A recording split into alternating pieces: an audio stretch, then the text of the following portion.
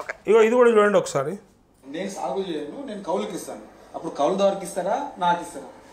ఈ భూమి యజమానికి వచ్చేది భూమి యజమానికి వస్తుంది, కౌలు రైతుకు వచ్చేది కౌలు రైతుకు వస్తుంది. ఒకరికి ఇచ్చి ఒకరికి ఎగ్గొట్టే విధానం లేదు. భూమి లేని ఉపాధి హామీ కూలీలకు కూడా సంవత్సరానికి 12,000 రూపాయలు ఇస్తామని చెప్పినాము. విన్నారా? హలో సార్ నమస్కారం సార్. అన్న నమస్తే, గుడ్ మార్నింగ్ అన్న. గుడ్ మార్నింగ్ అన్న. అన్న చెప్పండి అన్న. మన వరంగల్ నుంచి మాట్లాడుతున్నా అన్న. వరంగల్ నిన్న వచ్చిందిగా రేవంత్ రెడ్డి, అడిగిరా? వచ్చాడు. ఏమన్నాడు?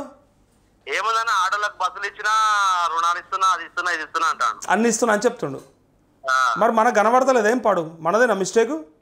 అంతేగానా ఇప్పుడు రైతులే ఏటోళ్ళు. అంతే కదా, ఆయన బరాబర్ ఉన్నాడు అంటావు. సూపర్ మంచిగా అన్న ఆయన. తప్పంతా మన దగ్గరనే ఉంది.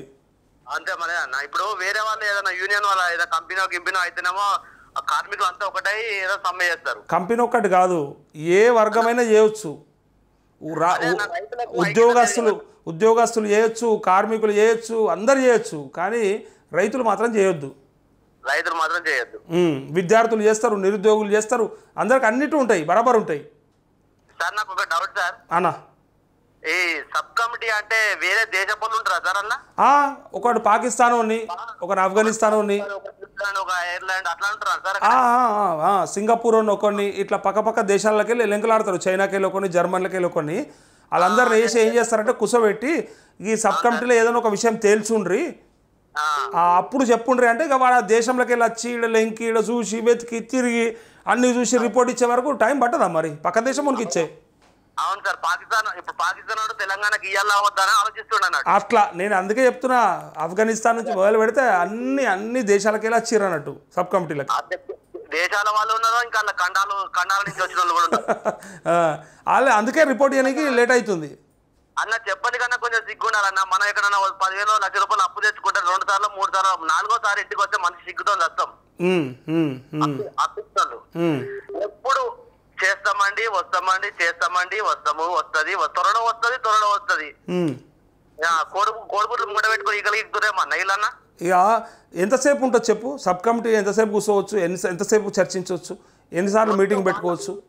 మొత్తం వాళ్ళ చేతులు ఉన్నది, వాళ్ళ సీఎం, వాళ్ళ మంత్రులు. ఇది కాకుండా ఇంకా ఏ పని చేస్తారో చెప్పాలి. ఇది కాకుండా అసలు ఈ క్యాబినెట్ సబ్ కమిటీ అనేది కాకుండా, సరే దీంట్లో రైతులతో మాట్లాడి అన్నారు, సూచనలు తీసుకున్నామన్నారు, ఏవోలతో తెప్పించుకున్నామన్నారు, ఎందుకు ఇంకా డిలే చేస్తారో చెప్పాలి. ఎంతవరకు ఇస్తారు, స్లాబ్ ఏంటిది, ఎవరికి పడుతుంది రైతు బంధు, ఎప్పుడు వేస్తారు, వేస్తే వానాకాలం తెస్తారా, మరి ఇప్పుడు దీన్ని ఎగ్గొట్టి యాసంగి ముందరేస్తారా, ఏంటి రైతులకు చెప్పాలి. మొన్న అన్నాడు కదా సార్ తుమ్మల నాగేశ్వరరావు గారు, ఈసారి లేనట్టే కథ వైపే. ఆయనకు ఇగో ఆయన చెప్పేది ఏది బరాబర్ ఉండదు, ఉత్తర ముచ్చట్లే అవి. ఆయన పడుతుందని చెప్పినా పడకపోవచ్చు, పడదని చెప్పినా పడవచ్చు, ఆయన చేతిలో ఏం లేదు. అది ఒక బొమ్మ తరీకాలు ఉన్నాడు ఆయన, గడ్డి బొమ్మలు ఎక్కువ ఉన్నాడు. ఇక ఆయన ఏది చెప్తే అది ఆట ఆడుతున్నాడు అంతే. చెప్పకపోయినా కూడా ఈయన ఆట ఆడుతుండు. ఎక్కడికి వెళ్ళి రైతులను మభ్య పెడదాం, 4 రోజులు గడుపుదామని చూస్తున్నారు. ముఖ్యమంత్రి ఏ డిసిషన్ తీసుకుంటే గది అవుతుంది. ఇప్పుడు కూడా రేవంత్ రెడ్డి ఏం చెప్పిండు చూసినావు కదా, ఎట్టి పరిస్థితుల్లో ఈ రాష్ట్రంలో ఉన్న అందరు రైతులకు రుణమాఫీ చేస్తా అంటాడు. మళ్ళీ గదే చెప్తాడు. ఇక అదే 4 సంవత్సరాలు అట్నే పొడిగిస్తాడు.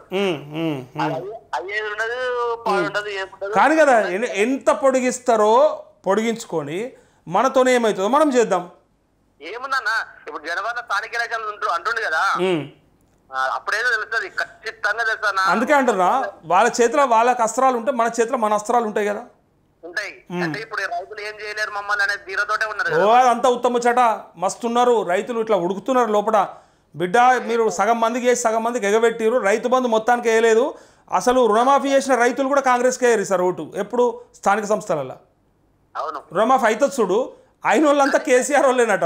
అయిన వాళ్ళంతా కేసీఆర్ మీద అభిమానం ఉన్నోళ్ళేనట. ఎందుకంటే గతంలో కేసీఆర్ ఉన్నప్పుడు చేసిండు చూడు, వాళ్ళకే అయిందట. మళ్ళీ అందుకే అయినోడు వేయక కానోడు వేయకపోతే ఉన్నదివే ఉంచుకున్నదివే ఆయన కడికి వస్తుంది వీళ్ళది. నేను ఏమంటున్నా, మొత్తానికి అదే జరుగుతుంది. కాంగ్రెస్ కార్యకర్తలకు, నాయకులకు, కోఆర్డినేటర్లకు మీకే జరగలేదు రుణమాఫీ అని ఇప్పటిదాకా మనం రోజు చూస్తున్నాం వార్తలు. పార్టీ కోసం కష్టపడ్డోడు, జెండా మోసినోడు, భుజాలు కాయలు కాసినోడికి కూడా రుణమాఫీ జరగకపోతే ఆయన ఎందుకు వేస్తాడు? ఆయనతో పాటు రుణమాఫీ అయ్యి వేరే పార్టీ మీద ప్రేమ ఉన్నాడు, వీళ్ళకి ఎందుకు వేస్తాడు? వీళ్ళ కొంప వీళ్ళు ముంచుకుంటారు అంతే. మంది ముంచుతారని తెలుస్తుంది కదా, యాడనైనా మంది కాదు ముంచేది వీళ్ళది, వీళ్ళది వీళ్ళే ముంచుకుంటారు. అవును సార్, ఆయన ఇచ్చిన బస్సు తోడట మొగడు ఊరి పోగానే పిల్లం అవగారింటికి పోయి వస్తుందట. అరే వా, ఓకే. మీరు చెప్తలేదు సార్. ఏమంటాడు అంటే మనం ఇప్పుడు ఊళ్ళో ఉన్నాం సార్, మేము ఇంతవరకు ఒక నాడు కూడా బస్సు ఎక్కలేదు మా ఫ్యామిలీ.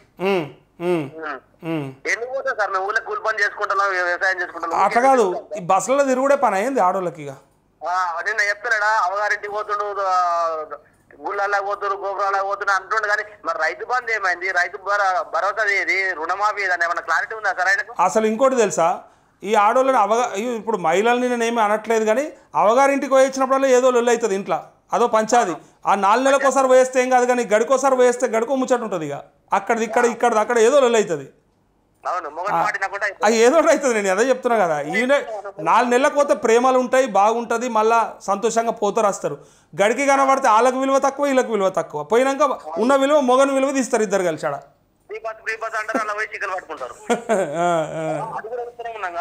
అదే అదే అదే ఎందుకన్నా రైతులను ఇట్లా పిచ్చోళ్ళని చేసి ప్రతిసారి పొంగులేటి శ్రీనివాసరెడ్డి గారు కావచ్చు, తుమ్మల నాగేశ్వరరావు కావచ్చు, ఈయన ఇంకో ఆయన కావచ్చు, ఎవరైనా సరే ఎవరన్నా కానీ చేయడం చేత కాకపోతే దిగిపోండి అని అంటున్నారు ప్రజలు. చేయడం చేత కాకపోతే దిగిపోండి మీతో కాకపోతే అంటారు. ఎవరు త్వరలో వస్తుందండి, త్వరలో వస్తుంది. సబ్ కమిటీ ఏదో అవుత ఏదో కాచే ఖండం దాటి కాచీల ఖండం నుంచి వచ్చి వాళ్ళు వచ్చి రిపోర్ట్ చేయాలన్నట్టు చేస్తారు వీళ్ళు. వీళ్ళ సొంతం వీళ్ళ గవర్నమెంట్ వీళ్ళ కథ ఎంత పిచ్చోళ్ళు అన్న రైతులు. వేరే సబ్ కమిటీ అని చెప్పండి, సంవత్సరం అవుతుంది వాళ్ళు వచ్చి. రైతు ఏం చేసి సార్ వాళ్ళు? తెలుస్తుంది అన్న, తెలుస్తుంది. చేద్దాం మన ప్రయత్నం మనం చేద్దాము. అయ్యేదాకా మనం ఊకునేది ఏం లేదు, విడిచిపెట్టేది ఏం లేదు. సరేనా సార్, మీలాంటి వాళ్ళు ఉన్నారు కాబట్టి ఆవేదన చెప్పుకొని కన్నా ఫోన్ చేస్తున్నాం సార్. అందుకే మీ ఆవేదన తెలిస్తేనన్నా 4 వీడియోల రూపంలో పోతేనన్నా వాళ్ళకి చెవులల్లా వినబడుతుంది. లేకపోతే ఎవడు పట్టించుకుంటలేడు, ఐపీ కింద అనుకుంటారు మొత్తం. అదే అన్న, ఇలా ఇంతసేపు టైం తీసుకొని వింటేనే మీ బాధ అంతా తెలుస్తూ ఉంది.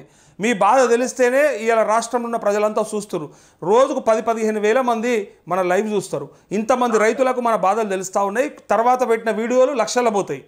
అయితే వాటి వల్ల అందరికీ అర్థమవుతుంది. రైతులతో పాటు అంటే నేను అనేది అధికారుల కన్నా చేరుతుంది. అరే బాబు ఇంతమంది ఇట్లా అంటా ఉన్నారని రిపోర్ట్ ఇస్తుంటారు. అట్లా అది మనకు కావాలి, మన టార్గెట్ అది. అంతే. ఇది కూడా ఒక ప్రయత్నమే. ఇది కూడా ఒక్కొక్కటి ఏమంటారు కదా, ఉడతా భక్తి లెక్క. ఇది కూడా మనం ఇంత ప్రయత్నం చేసుడు అంతే. ఓకేనా? థ్యాంక్ యూ అన్న. నమస్తే, గుడ్ మార్నింగ్ అన్న. చెప్పండి అన్న. వరంగల్ నుంచి మాట్లాడుతున్నా అన్న. వరంగల్ నిన్న వచ్చిండుగా రేవంత్ రెడ్డి, అడిగిరా? వచ్చాడు. ఏమన్నాడు? ఏమన్నా ఆడోళ్ళకి బస్సులు ఇచ్చినా, రుణాలు ఇస్తున్నా, అది ఇస్తున్నా, ఇది ఇస్తున్నా అంటాడు. అన్ని ఇస్తున్నా అని చెప్తుండు. మరి మనకు కనబడతలేదు ఏం పాడు, మనదేనా మిస్టేక్? అంతేగానా ఇప్పుడు